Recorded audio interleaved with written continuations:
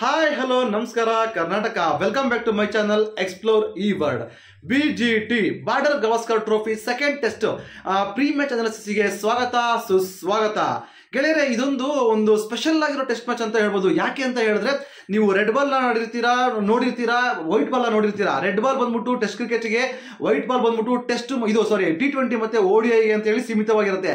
ಆದ್ರೆ ಒಂದು ಟೂರ್ನಮೆಂಟಿನಲ್ಲಿ, ಒಂದು ಬಿಗ್ ಟೂರ್ನಮೆಂಟ್ನಲ್ಲಿ ಒಂದು ಪಿಂಕ್ ಬಾಲ್ ನ ಆಡಿಸೋ ಒಂದು ಹವ್ಯಾಸ ರೂಢಿಸ್ಕೊಂಡು ಬಂದಿದ್ದಾರೆ. ಇದು ಒಂದು ಕೂಡ 5 ಟೆಸ್ಟ್ ಮ್ಯಾಚ್ ಆಗಿರೋದ್ರಿಂದ ಒಂದು ಟೆಸ್ಟ್ ಮ್ಯಾಚ್ ನ ಪಿಂಕ್ ಬಾಲ್ ಅಲ್ಲಿ ಆಡಿಸಬೇಕು ಅಂತ ನಿರ್ಧಾರ ಮಾಡುತ್ತೆ ಮ್ಯಾನೇಜ್ಮೆಂಟ್. ಸೊ ಇದು ಪಿಂಕ್ ಬಾಲ್ ನಲ್ಲಿ ನಡೆಯುವಂತ ಒಂದು ಮ್ಯಾಚ್. ಆಮೇಲೆ ಇನ್ನೊಂದು ಸ್ಪೆಷಾಲಿಟಿ ಏನು ಅಂತ ಹೇಳಿದ್ರೆ ಇದು ಡೇ ಅಂಡ್ ನೈಟ್ ನಡೆಯುವಂತ ಮ್ಯಾಚ್. ಡೇ ಅಂಡ್ ನೈಟ್ ಅಂತ ಹೇಳಿದ್ರೆ ಹೊನಲು ಬೆಳಕಿನ ಪಂದ್ಯ ಆಗಿರುತ್ತೆ. ಸೊ ಇದೊಂದು ಸ್ಪೆಷಲ್ ಟೆಸ್ಟ್ ಮ್ಯಾಚ್ ಅಂತಾನೆ ಹೇಳ್ಬೋದು. ತುಂಬಾ ಚೆನ್ನಾಗಿರುತ್ತೆ ಈ ತರ ಒಂದು ಟೆಸ್ಟ್ ಮ್ಯಾಚ್ ನೋಡೋಕೆ. ಬಟ್ ಆಸ್ಟ್ರೇಲಿಯಾದ ಕಡೆ ಸ್ವಲ್ಪ ರೆಕಾರ್ಡ್ ತೆಗಿಸ್ತಾ ಬಂತು ಅಂತ ಹೇಳಿದ್ರೆ ಪಿಂಕ್ ಬಾಲ್ ಅಲ್ಲಿ ಕಳೆದ 7 ಪಂದ್ಯಗಳಲ್ಲಿ 7ಕ್ಕೆ 7 ಕೂಡ ಗೆದ್ದಿದ್ದಾರೆ ಆಸ್ಟ್ರೇಲಿಯಾದವರು. ಈ ಒಂದು ಸ್ಟ್ಯಾಟ್ಸ್ ನ ಮತ್ತೆ ಇದೊಂದು ರೆಕಾರ್ಡ್ಸ್ ನ ಅವ್ರು ಹೊಂದಿದ್ದಾರೆ. ಈ ಒಂದು ಅವರಿಗೆ ಒಂದು ಪ್ಲಸ್ ಪಾಯಿಂಟ್ ಕೊಡ್ತಾ ಬಂತು ಅಂತ ಹೇಳಿದ್ರೆ ಆ ಫಸ್ಟ್ ಟೆಸ್ಟ್ ನಲ್ಲಿ ಮಾಡಿರೋ ಬೂಮ್ರಾ ಬೌಲಿಂಗ್ ಗೆ ಒಂದು ನೈಟ್ ಮೇರ್ ಆಗಿರ್ತಾರೆ ಬೂಮ್ರಾ ಅವರು. ಆಮೇಲೆ ಅವ್ರ ಫಾರ್ಮಲ್ ಕೂಡ ತುಂಬಾ ಚೆನ್ನಾಗಿ ಕಾಣಿಸ್ಕೊಂತಾ ಇದ್ದಾರೆ. ಏನಕ್ಕೆ ಅಂತ ಹೇಳಿದ್ರೆ ಉಸ್ಮಾನ್ ಖವಾಜಾ ಅವರು ಫಸ್ಟ್ ಟೆಸ್ಟ್ ಮ್ಯಾಚ್ ಅಲ್ಲಿ ಹಿಂದೆ ಹೇಳಿರ್ತಾರೆ ಅವರು, ಸೊ ಬೂಮ್ರಂಗೆ ಆಡ್ಬೇಕು ನಾನು, ಬೂಮ್ರಂಗ್ ಹೊಡಿಬೇಕು ನಾನು, ಅವರ ಒಂದು ಬಾಲಿನ ಎದುರಿಸ್ಬೇಕು ನಾನು ಅಂತ ಅಂದ್ಬಿಟ್ಟು ಹೇಳಿರ್ತಾರೆ. ಬಟ್ ತಡ್ಕಾಡಿ ಅವ್ರದೇ ಬಾಲಿಗೆ ಔಟ್ ಆಗ್ತಾರೆ ಉಸ್ಮಾನ್ ಖವಾಜಾ ಅವರು. ಅವರು ಕೂಡ ಅಂತ ಫಾರ್ಮಲ್ ಇಲ್ಲ, ಅಲೇಸ್ ಕೇರಿ ಫಾರ್ಮಲ್ ಇಲ್ಲ. ಆಮೇಲೆ ಸ್ಟೀವನ್ ಸ್ಮಿತ್ ಕೂಡ ಅವ್ರ ಕಡೆ ಅವ್ರ ಬ್ಯಾಟ್ ಇಂದ ಕೂಡ ರನ್ ಬರ್ತಾ ಇಲ್ಲ. ಅದೆಲ್ಲರ ಮಧ್ಯೆ ಇವಾಗ ದೊಡ್ಡ ಇಂಜುರಿ ಆಗ್ಬಿಟ್ಟು ಇಡೀ ಟೂರ್ನಮೆಂಟ್ ಇಂದನೇ ಹ್ಯಾಸಲ್ವುಡ್ ಹೊರಗಡೆ ಉಳಿಬೇಕಾಗಿದೆ ಹೇಳಲಾಗ್ತಿದೆ. ಇಡೀ ಟೂರ್ನಮೆಂಟ್ ಇಂದನೇ ಹೊರಗುಳಿಯುವಂತ ಎಲ್ಲ ಸಾಧ್ಯತೆಗಳಿದೆ ಅಂತ ಅಂದ್ಬಿಟ್ಟು ನೋಡೋಣ. ಬಟ್ ಈ ಮ್ಯಾಚಿಗಂತೂ ಹ್ಯಾಸಲ್ವುಡ್ ಅವೈಲೇಬಲ್ ಇರಲ್ಲ. ಅವರ ಬದಲು ಬೋಲೆಂಡ್ ಅವ್ರನ್ನ ಆಡಿಸುವಂತದ್ದು ಎಲ್ಲ ಸಾಧ್ಯತೆ ಇದೆ. ಸಾಧ್ಯತೆ ಅಲ್ಲ, ಬೋಲೆಂಡ್ನೇ ಆಡಿಸೋದು, ಬೇರೆ ಆಪ್ಷನ್ಸ್ ಇಲ್ಲ ಅವರಿಗೆ. ಬೋಲೆಂಡ್ ಬರುವಂತ ಎಲ್ಲ ಸಾಧ್ಯತೆಗಳು ಇದೆ. ಸೊ ಇದೊಂದು ದೊಡ್ಡ ಹೊಡೆತ ಅಂತ ಹೇಳ್ಬೋದು ಆಸ್ಟ್ರೇಲಿಯಾದವರಿಗೆ. ಹ್ಯಾಸಲ್ವುಡ್ ಅವ್ರನ್ನ ಮಿಸ್ ಮಾಡ್ಕೊಂತ ಇರೋದು. ಈ ಒಂದು ರೆಕಾರ್ಡ್ಸ್ ಮತ್ತೆ ಇನ್ನೊಂದು ಸ್ಟ್ಯಾಟಸ್ ಮತ್ತೆ ಈ ಒಂದು ಪಿಚ್ ಬಗ್ಗೆ, ಪಿಚ್ ರಿಪೋರ್ಟ್, ಹೈಯೆಸ್ಟ್ ಸ್ಕೋರ್ ಇದೆ, ಅದೆಲ್ಲ ನೋಡ್ಕೊಂತ ಹೋಗೋಣ. ಆಮೇಲೆ ಇನ್ನೊಂದು ರೋಹಿತ್ ಶರ್ಮಾ ಅವರು ಬ್ಯಾಕ್ ಆಗಿದ್ದಾರೆ. ನಿಮಗೆ ಗೊತ್ತಿರುವಂತ ಎಲ್ಲ ವಿಷಯ ಗೊತ್ತಿರೋದು. ಅವರು ಬ್ಯಾಕ್ ಆಗಿದ್ರು ಕೂಡ ಕ್ಯಾಪ್ಟನ್ಸಿ ಬೂಮ್ರಂಗೆ ಕೊಟ್ಟು ಮಿಡ್ಲಾರ್ಡ್ ಅಲ್ಲಿ ಅವರು ಬ್ಯಾಟಿಂಗ್ ಆಡಿದ್ದಾರೆ. ಬಟ್ ರನ್ಸ್ ಬಂದಿಲ್ಲ, 3 ರನ್ನಿಗೆ ಔಟ್ ಆಗ್ತಾರೆ. ಬಟ್ ಈ ಒಂದು ಸೆಕೆಂಡ್ ಟೆಸ್ಟ್ ಮ್ಯಾಚಿಗೆ ವಾರ್ಮ್ ಅಪ್ ಮ್ಯಾಚ್ ಅಲ್ಲಿ ಅವರು ಮಿಡ್ಲಲ್ಲಿ ಆಡ್ತಾರೆ. ಸೊ ಈ ಒಂದು ಟೆಸ್ಟ್ ಮ್ಯಾಚಿಗೂ ಮಿಡ್ಲಲ್ಲೇ ಆಡಿ ಆ ಒಂದು ರೆಕಾರ್ಡ್ ಬ್ರೇಕ್ ಏನಿತ್ತು ಜಸ್ವಾಲ್ ಮತ್ತೆ ರಾಹುಲ್ ಅವರ ಒಂದು ಓಪನಿಂಗ್ ಪಾರ್ಟ್ನರ್ಶಿಪ್ ಏನಿತ್ತು ಇವರಿಗೆ ಬಿಟ್ಕೊಡುವಂತ ಎಲ್ಲ ಸಾಧ್ಯತೆಗಳು ಕಾಣಿಸ್ತಾ ಇದೆ. ರೋಹಿತ್ ಶರ್ಮಾ ಅವರು 3ನೇ ಕ್ರಮಾಂಕದಲ್ಲಿ, ಇಲ್ಲ 4ನೇ ಕ್ರಮಾಂಕದಲ್ಲಿ, ಇಲ್ಲ ಅಂದ್ರೆ 5ನೇ ಕ್ರಮಾಂಕದಲ್ಲಿ ಕೂಡ ಆಡುವಂತ ಎಲ್ಲ ಸಾಧ್ಯತೆಗಳು ಇರುತ್ತೆ.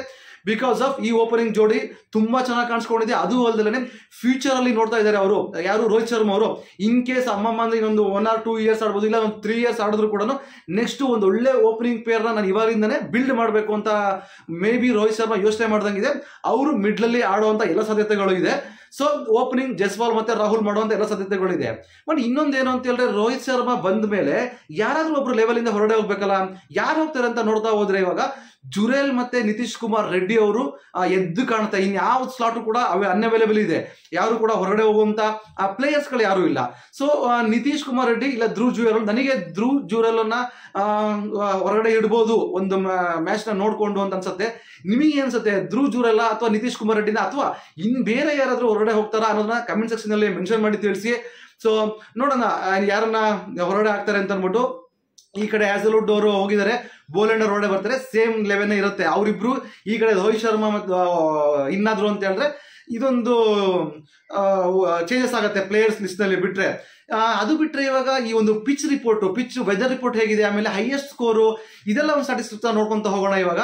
ಇನ್ನ ಲಾಸ್ಟ್ 5 ಮ್ಯಾಚ್ ಅಲ್ಲಿ ಆಸ್ಟ್ರೇಲಿಯಾದವರು 2ನ ಸೋತಿ 3ನ ಗೆದ್ದಿದ್ದಾರೆ.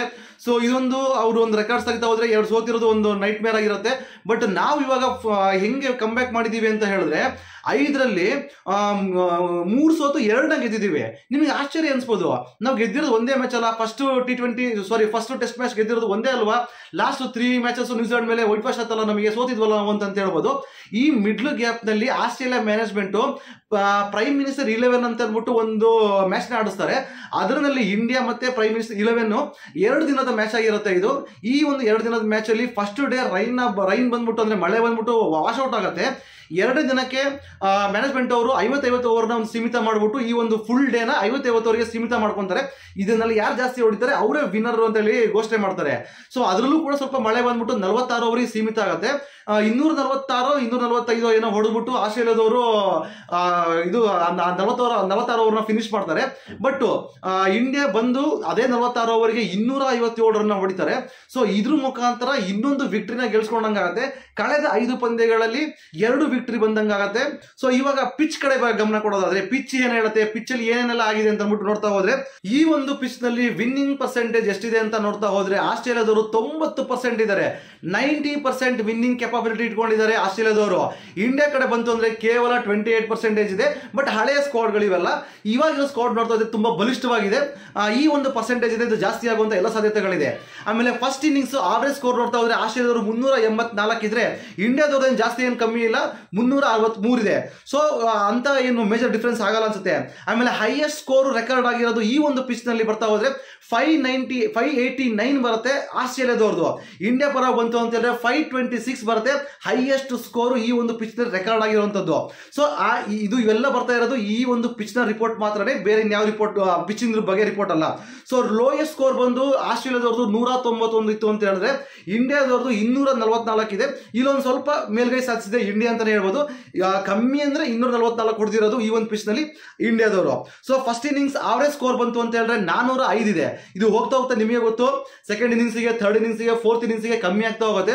ಫಸ್ಟ್ ಇನ್ನಿಂಗ್ಸ್ ಆವರೇಜ್ ಸ್ಕೋರ್ ಬಂದು 405 ಇತ್ತು ಅಂತ ಹೇಳಿದ್ರೆ ಸೆಕೆಂಡ್ ಇನ್ನಿಂಗ್ಸ್ ಆವರೇಜ್ ಸ್ಕೋರ್ ಬಂದು 319, 100 ರನ್ಗಳ ಮಾರ್ಜಿನ್ ಬರುತ್ತೆ.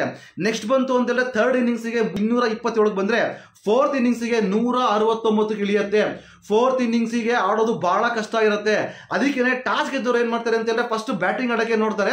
ಏನಕ್ಕೆ ಅಂತ ಹೇಳಿದ್ರೆ ಫೋರ್ತ್ ಇನ್ನಿಂಗ್ಸ್ ಇವ್ರು ಡಿಫೆಂಡ್ ಮಾಡ್ತಾರೆ, ಎಷ್ಟು ಹೊಡಿರ್ತಾರಲ್ಲ ಅದನ್ನ ಡಿಫೆಂಡ್ ಮಾಡ್ಬೋದು. ಸೆಕೆಂಡ್ ಬೌಲಿಂಗ್ ಮಾಡಿದವರು ಫೋರ್ತ್ ಇನ್ನಿಂಗ್ಸ್ ಅದನ್ನ ಚೇಸ್ ಮಾಡಬೇಕಾಗುತ್ತೆ. ಸೊ ಟಾಸ್ ಗೆದ್ದವರು ಫಸ್ಟ್ ಬ್ಯಾಟಿಂಗ್ ಮಾಡಕ್ಕೆ ಆಯ್ಕೆ ಮಾಡ್ಕೊಂತಾರೆ. ಆಮೇಲೆ ಹೈಯೆಸ್ಟ್ ಸ್ಕೋರು ಈ ಒಂದು ಪಿಚ್ ನಲ್ಲಿ ರೆಕಾರ್ಡ್ ಆಗಿರೋದು 604 ರನ್. ಹೈಯೆಸ್ಟ್ ಸ್ಕೋರು ಇಲ್ಲಿ ರೆಕಾರ್ಡ್ ಆಗಿರೋದು ಟೆಸ್ಟ್ ಮ್ಯಾಚ್ ಗಳಲ್ಲಿ ಈ ಒಂದು ವೆನ್ಯೂನಲ್ಲಿ. ಸೊ ಇಂಡಿಯಾ ಪರ BGT ನಲ್ಲಿ ಅದು 2011 ಬರುತ್ತೆ. ಇಂಡಿಯಾ ವರ್ಸಸ್ ಆಸ್ಟ್ರೇಲಿಯಾ ಒಂದು ಮ್ಯಾಚ್ ಬರುತ್ತೆ. ಬಾರ್ಡರ್ ಗವಾಸ್ಕರ್ ಟ್ರೋಫಿ 2011 ನಡೆಯುತ್ತೆ. ಅದರಲ್ಲಿ ಆಸ್ಟ್ರೇಲಿಯಾ 604 ರನ್ ಹೊಡೆದಿರುತ್ತೆ. ಸೊ ಲೋಯೆಸ್ಟ್ ಸ್ಕೋರ್ ಬಂದು 36 ರನ್, ಅದು ಇಂಡಿಯಾ ಪರವಾಗಿ ಇರೋದು. 36ಕ್ಕೆ ಆಲ್ ಔಟ್ ಆಗ್ತಾರೆ 2020ರಲ್ಲಿ. ಅದು ಕೂಡ ಬಾರ್ಡರ್ ಗವಾಸ್ಕರ್ ಟ್ರೋಫಿನಲ್ಲಿನೇ ಲೋಯೆಸ್ಟ್ ಸ್ಕೋರು ಇಂಡಿಯಾ ಪರವಾಗಿತ್ತು ಅಂತ ಹೇಳಿದ್ರೆ ಹೈಯೆಸ್ಟ್ ಸ್ಕೋರ್ ಆಸ್ಟ್ರೇಲಿಯಾ ಪರವಾಗಿದೆ 604 ರನ್. ಈ ಒಂದು ರೆಕಾರ್ಡ್ಸ್ ನೋಡ್ತಾ ಹೋದ್ರೆ ಆಸ್ಟ್ರೇಲಿಯಾ ಮೇಲ್ಗೈಯೇ ಅಂತ ಅನ್ಸ್ಬೋದು. ಬಟ್ ಇವಾಗಿರೋ ಒಂದು ಸ್ಕ್ವಾಡ್ ನ ನೋಡ್ತಾ ಹೋದ್ರೆ ತುಂಬಾ ಬೆಂಕಿಯಾಗಿದೆ. ಟಕ್ಕರ್ ಅಂತೂ ಕೊಡ್ತಾರೆ. ನನಗೆ ಅನ್ಸುತ್ತೆ ಗೆಲ್ಲೇಬಹುದು ಅನ್ನೋ ಒಂದು ಕಾನ್ಫಿಡೆಂಟ್ ಇದೆ. ಎರಡನೇ ಟೆಸ್ಟ್ ಮ್ಯಾಚ್ ಕೂಡ ಗೆಲ್ತಾರೆ ಅನ್ನೋ ಒಂದು ಕಾನ್ಫಿಡೆಂಟ್ ಇದೆ. ನೋಡೋಣ ಏನಾಗುತ್ತೆ. ಪಿಚ್ ರಿಪೋರ್ಟು ಎಲ್ಲ ನಿಮಗೆ ಹೇಳಿದೀನಿ, ಏನೇನಾಗ್ತಿದೆ ಏನೇನು ಬಿಟ್ಟಿದೆ ಅಂತ ಅಂದ್ಬಿಟ್ಟು. ರೆಕಾರ್ಡ್ಸ್ ಬಗ್ಗೆ ಬರ್ತಾ ಹೋದ್ರೆ ಆಸ್ಟ್ರೇಲಿಯಾಗೆ ಒಂದು ಚಾನ್ಸಸ್ ಜಾಸ್ತಿ ಇದ್ರು ಕೂಡ ಇವಾಗಿರೋ ಸ್ಕ್ವಾಡು ಮತ್ತೆ ಬೂಮ್ರಾ ಮತ್ತೆ ಎಲ್ಲರೂ ಫಾರ್ಮ್ ಅಲ್ಲಿ ಇರೋದು ನೋಡ್ತಾ ಹೋದ್ರೆ ಈ ಸೆಕೆಂಡ್ ಟೆಸ್ಟ್ ಮ್ಯಾಚ್ ಕೂಡ ಇವರೇ ಗೆಲ್ತಾರೆ ಅನ್ನೋ ಒಂದು ಕಾನ್ಫಿಡೆಂಟ್ ಇದೆ. ನಿಮಗೆ ಅನ್ಸುತ್ತೆ ಯಾರು ಗೆಲ್ತಾರೆ? ಈ ಒಂದು ವಿಡಿಯೋ ಇಷ್ಟ ಆದ್ರೆ ಲೈಕ್ ಮಾಡಿ, ಚಾನಲ್ ಸಬ್ಸ್ಕ್ರೈಬ್ ಆಗೋದನ್ನ ಮರಿಬೇಡಿ. ಮತ್ತೆ ಸಿಗೋಣ ಮುಂದಿನ ವಿಡಿಯೋದಲ್ಲಿ. ಅಲ್ಲಿವರೆಗೂ ಟಾಟಾ ಬಾಯ್ ಬಾಯ್ ಫ್ರಮ್ ಎಕ್ಸ್ಪ್ಲೋರ್ ಈ ವರ್ಲ್ಡ್.